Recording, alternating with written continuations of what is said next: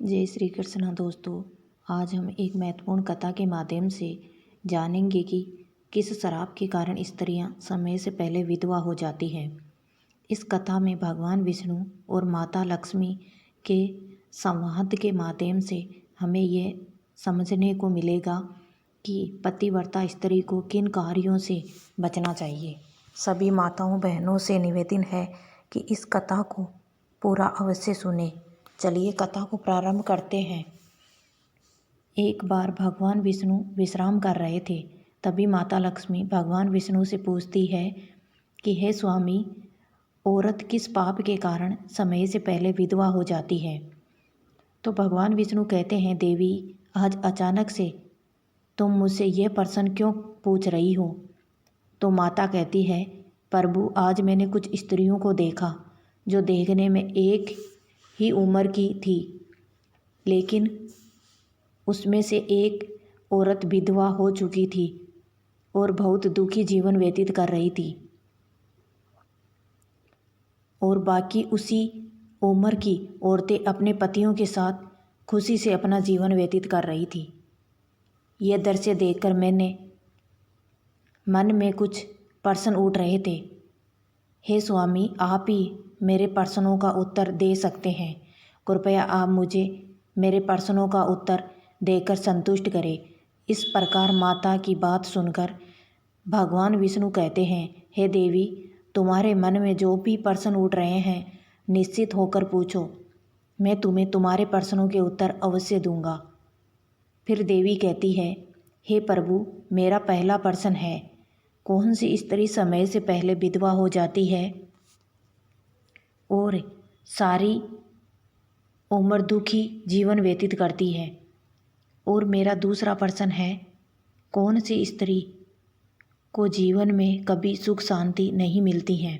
और मेरा तीसरा प्रश्न है, वह कौन सी चीज़ है जो एक पत्नी अपने पति के मांगने पर भी पति को नहीं देती। इसी तरह माता लक्ष्मी के तीनों प्रश्नों को सुनकर भगवान विष्णु कहते हैं, देवी, तुम जिन स्त्रियों की बात कर रही हो, उनमें से एक स्त्री समय से पहले विधवा होकर अपना दुखी जीवन व्यतीत कर रही है, और वही पर अन्य स्त्रियां सुहागन हैं और अपने पति के साथ खुश होकर सुखी जीवन व्यतीत कर रही है। तुम जानना चाहती हो आखिर ऐसा क्यों है।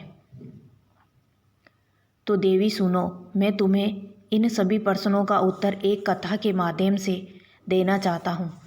इस कथा को बहुत ही ध्यान से सुनना, क्योंकि आधी अधूरी कथा सुनने वालों को आधा अधूरा ही ज्ञान प्राप्त होता है, जो जीवन में कभी काम नहीं आता।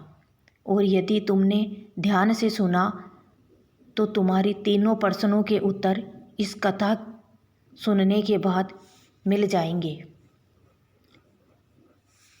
फिर माता लक्ष्मी कहती है, स्वामी, मैं आपको वचन देती हूँ कि मैं इस कथा को पूरा सुनूंगी और संसार की समस्त नारियों तक इस कथा को आपके माध्यम से पहुँचाऊंगी। माता की ये बात सुनकर भगवान विष्णु कहते हैं, हे देवी, सबसे पहले मैं तुम्हें उस स्त्री की कहानी सुनाना चाहता हूँ जो सुहागन बनकर सुखी जीवन जी रही है। और जिस सुहागन स्त्री की तुम बात कर रही हो, वह स्त्री और कोई नहीं बल्कि उस नौकर की पत्नी है जो उस नगर के राजा के यहाँ काम करता है। और वह स्त्री जिस नौकर की पत्नी है, उस नौकर को अपनी पत्नी पर पूरा विश्वास है कि मेरी पत्नी एक चरित्रवान और पतिव्रता स्त्री है, जिसकी प्रशंसा वह नगर में सबसे किया करता है और अपने साथियों से अपनी पत्नी के गुणगान किया करता है। फिर भगवान विष्णु माता से कहते हैं कि हे देवी, उस नौकर की पत्नी की चर्चा समस्त नगर में होने लगी। धीरे धीरे फैलते हुए ये बात राजा के दरबार में पहुंच गई। और यह बात सुनकर राजा ने अपने नौकर को बुलाया और उस नौकर से राजा को कहने लगे कि तुम हर किसी से कहते हो कि तुम्हारी पत्नी एक चरित्रवान और पतिव्रता स्त्री है। क्या वास्तव में तुम्हारी पत्नी एक चरित्रवान और पतिव्रता स्त्री है? और क्या तुमको पूरा विश्वास है कि तुम्हारी पत्नी एक पवित्र स्त्री है और तुम्हारे अलावा पराये मर्द को आंख उठाकर भी नहीं देखती? क्या इस बात का कोई सबूत तुम्हारे पास है? राजा की इस बात को सुनकर नौकर कहने लगा, महाराज, मुझे अपनी पत्नी पर पूरा विश्वास है कि वह एक पतिव्रता स्त्री है और मेरे अलावा वह पराये मर्द को नहीं देखती। नौकर की इस बात को सुनकर राजा के एक मंत्री ने कहा, मैं क्षमा चाहता हूँ महाराज, ऐसा कैसे हो सकता है कि एक स्त्री किसी अन्य पुरुष को ना देखे? ऐसा तो असंभव है। फिर मंत्री ने राजा से कहा, महाराज, यदि मैं इस नौकर की बात गलत साबित कर दूं और इसकी पत्नी का पतिव्रता धर्म नष्ट कर दूं तो इसे क्या सज़ा मिलेगी?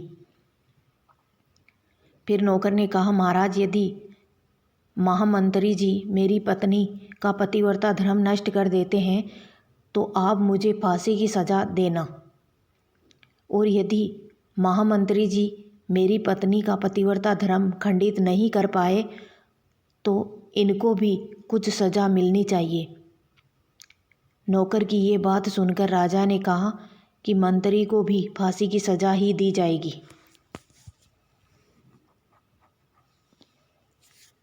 मंत्री ने ये बात स्वीकार कर ली और नौकर से पूछा कि तुम्हारी पत्नी से क्या वस्तु लाऊं जिससे तू मान ले कि मैंने तेरी पत्नी का पति धर्म खंडित कर दिया है। तो नौकर ने कहा, मंत्री जी, आप मेरी पत्नी से मेरे विवाह के समय पर दहेज में मुझे एक मटका और एक कतार मिली थी, और ये दोनों चीज़ें मेरे पत्नी ने बहुत ही संभाल कर रखी है, क्योंकि ये दोनों चीज़ें एक पतिव्रता स्त्री के लिए सुहाग की निशानी है। यदि तुम ये दोनों चीज़ें मेरी पत्नी से लाकर मुझे दिखा दोगे तो मैं मान जाऊंगा कि मेरी पत्नी एक पतिव्रता धर्म महामंत्री जी ने आपने नष्ट कर दिया है। तब मंत्री ने नौकर की यह शर्त स्वीकार कर ली और वह मंत्री दरबार से निकलकर नगर में जाता है और एक जादू टोना करने वाली स्त्री से जाकर मिलता है। जिस काम को कोई नहीं कर पाता था वह काम वह जादू टोना करने वाली स्त्री कर देती थी।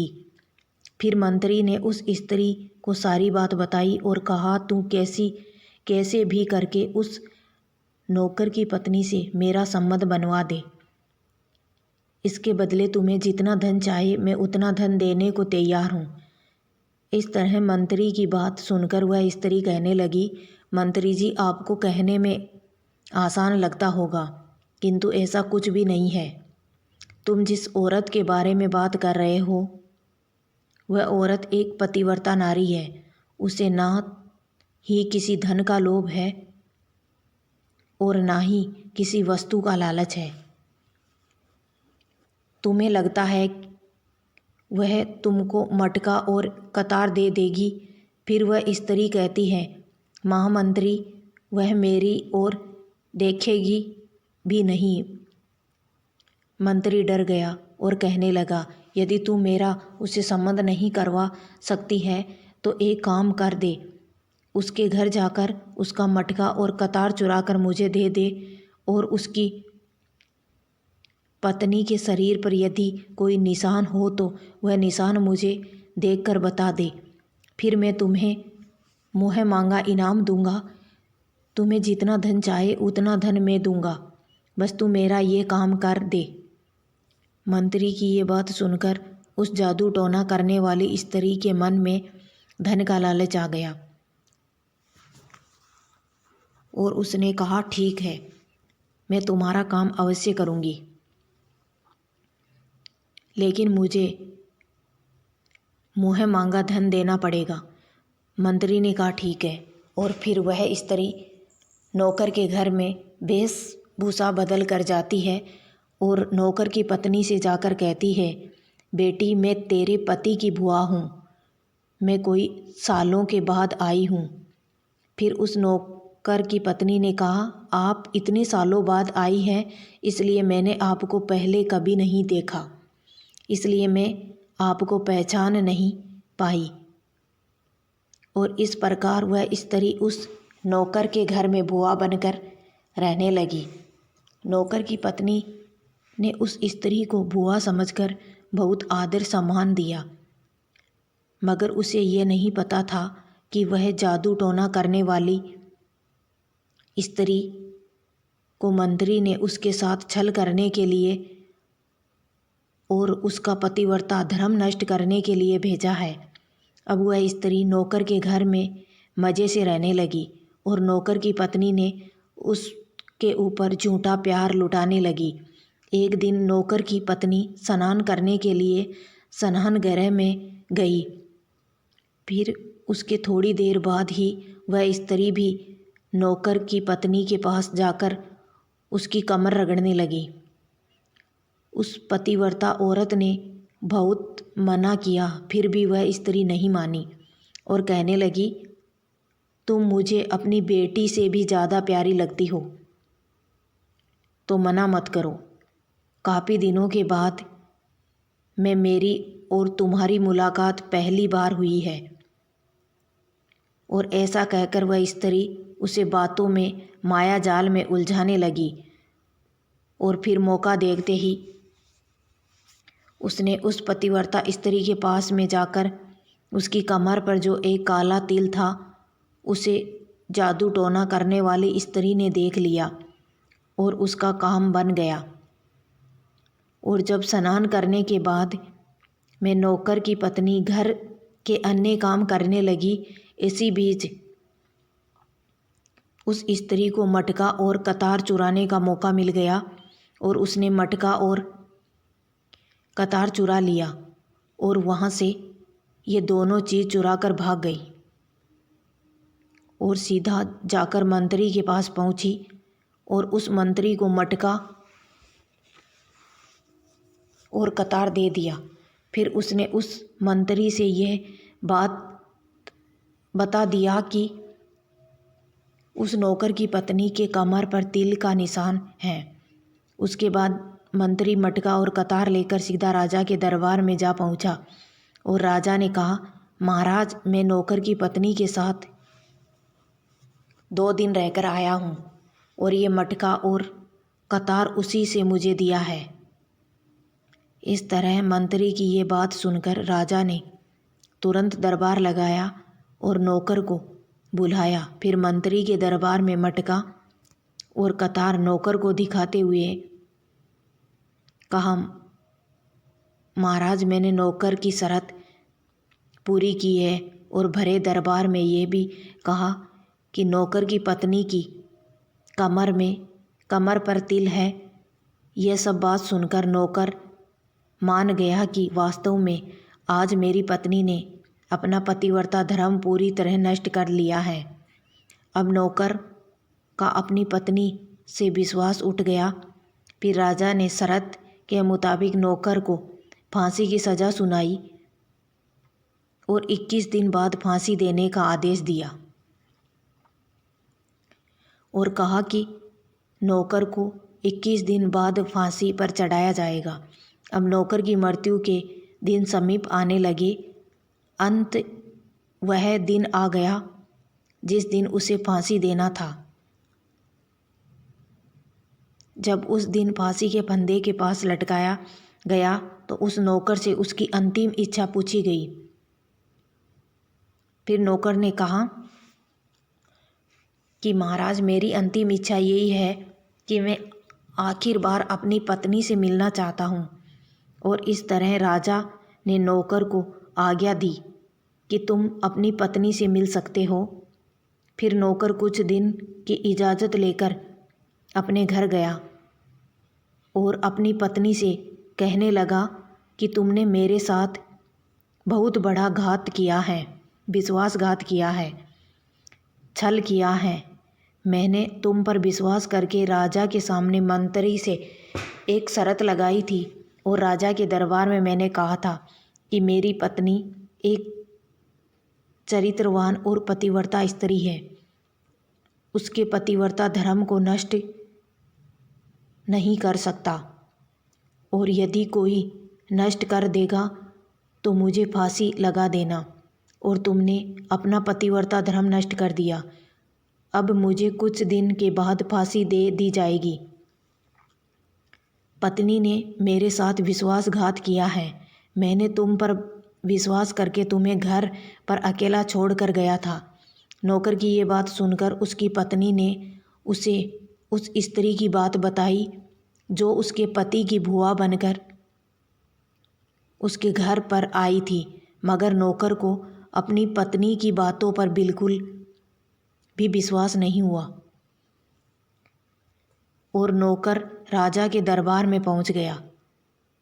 फिर राजा किसी कारणवश उस नौकर की फांसी की सज़ा कुछ दिन के लिए टाल दिया और उसे कैद में डलवा दिया। नौकर की पत्नी अपने पति को निर्दोष साबित करने के लिए राजा के दरबार में गणिका अर्थात नाचने गाने वाली औरत की वेशभूषा धारण करके पहुंच जाती है और राजा से उसके सम्मुख अपना नृत्य दिखाने की आज्ञा मांगने लगी। राजा ने स्त्री की सुंदरता देखकर नाचने की आज्ञा दे दी। फिर महल के नौकरों ने उनके नृत्य के लिए व्यवस्था की। फिर उस नौकर की पतिव्रता पत्नी ने जब नाचना शुरू किया तो उसका नाच देखकर राजा बहुत मोहित हुए और फिर राजा ने कहा, मैं तुम्हारे नृत्य से बहुत प्रसन्न हुआ हूँ। मांगो, तुम जो भी मांगोगी मैं तुम्हें दूंगा।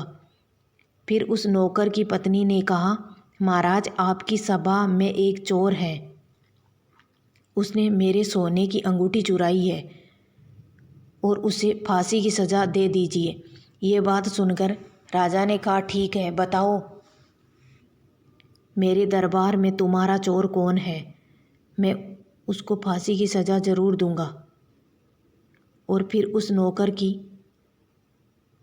पतिव्रता स्त्री ने कहा, महाराज, और कोई नहीं, आपके मंत्री ने ही मेरी अंगूठी चुराई है, आप इनको फांसी की सज़ा दें। जैसे ही मंत्री ने सुना कि यह स्त्री मुझे चोर बता रही है तो तुरंत मंत्री कहने लगा, महाराज, मैं शपथ खाकर कहता हूँ कि मैंने इसकी अंगूठी नहीं चुराई और मैंने इसे आज तक कभी देखा ही नहीं, तो मैं इसकी अंगूठी कैसे चुरा सकता हूँ। मैंने आज तक इसकी शक्ल ही नहीं देखी, आज पहली बार मैं इसकी शक्ल देख रहा हूँ। जैसे ही मंत्री ने कहा कि मैंने इस स्त्री की आज तक शक्ल नहीं देखी, तो वह पतिव्रता औरत अपने वास्तविक वेशभूषा में आ गई और कहने लगी, महाराज, इस मंत्री ने मुझे पहले कभी नहीं देखा, तो आप इससे ये पूछो कि यह मटका और तलवार कहाँ से लाया।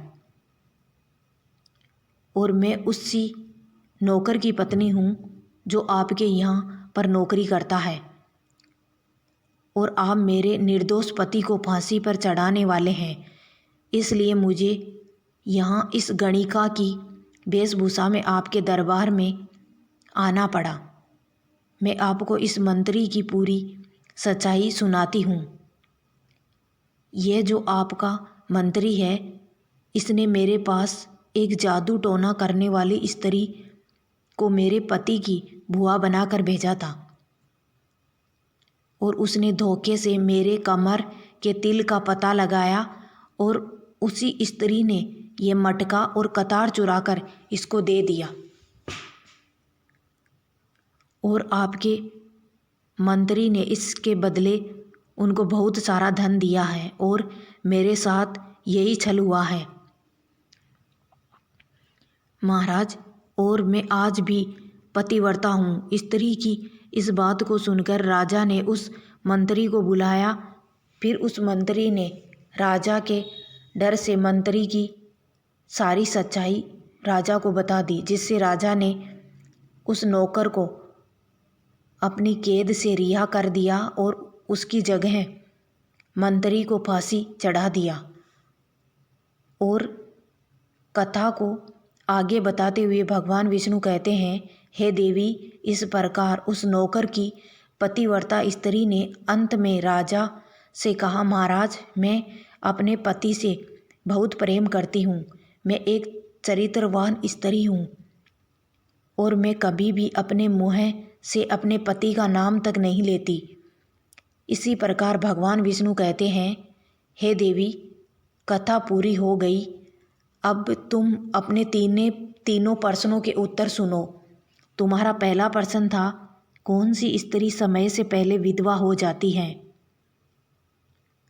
तो जो स्त्री अपने मुँह से अपने पति का नाम लेती हैं और उसको हमेशा नाम से बुलाती हैं, वह स्त्री समय से पहले विधवा हो जाती है और बिना पति के दुखी जीवन व्यतीत करती है। क्योंकि यदि कोई स्त्री अपने पति का नाम मुँह से लेती है तो पति की उम्र कम हो जाती है और समय से पहले ही उस स्त्री के पति की मृत्यु हो जाती है और स्त्री समय से पहले ही विधवा होकर दुखी जीवन व्यतीत करती है। बस यही कारण है कि तुम जिन स्त्रियों की बात कर रही थी उसमें से एक विधवा इसी कारण से हुई है और उनमें से एक नौकर की पत्नी थी जो पतिव्रता स्त्री थी। यह स्त्री कभी भी अपने पति का नाम मुँह से नहीं लेती थी, जिसके कारण वह आज भी सुहागन है और सुखी जीवन व्यतीत कर रही है।